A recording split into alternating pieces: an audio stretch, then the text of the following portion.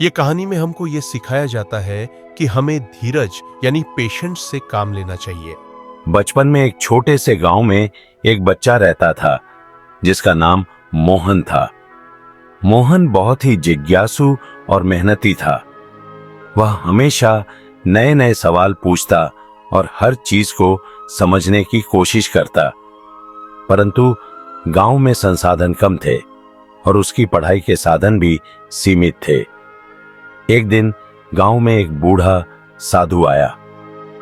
गांव वाले कहते थे कि साधु बहुत ज्ञानी हैं और जिसने भी उनसे कुछ पूछा उसे अपने जीवन का मार्ग मिल गया। मोहन के मन में भी साधु से मिलने की इच्छा जागी।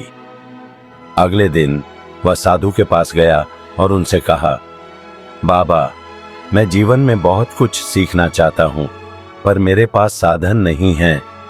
क्या आप मेरी मदद करेंगे? साधु ने मुस्कुराते हुए मोहन को एक बीज दिया और कहा, बेटा, यह बीज लो और इसे अपने घर के पीछे के बगीचे में लगाओ। रोज इसका ध्यान रखो, पानी दो और इसे बढ़ते देखो। तुम्हें तुम्हारे सवालों का जवाब खुद ही मिल जाएगा। मोहन ने साधु की बात मानी और बीज को अपने बगीचे में बो दिया। रोज वह उस पौधे की देखभाल करता।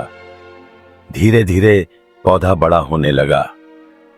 मोहन ने महसूस किया कि जैसे जैसे वह पौधे का ध्यान रखता गया, वैसे वैसे उसे धैर्य और मेहनत का महत्व समझ आने लगा। सालों बाद वही पौधा एक विशाल वृक्ष बन गया।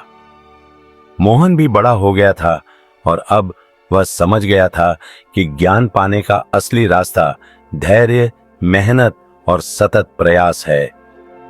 इस कहानी से मोहन ने सीखा कि यदि हम धैर्य और समर्पण के साथ अपने लक्ष्य की ओर बढ़ते हैं तो जीवन में कुछ भी असंभव नहीं है।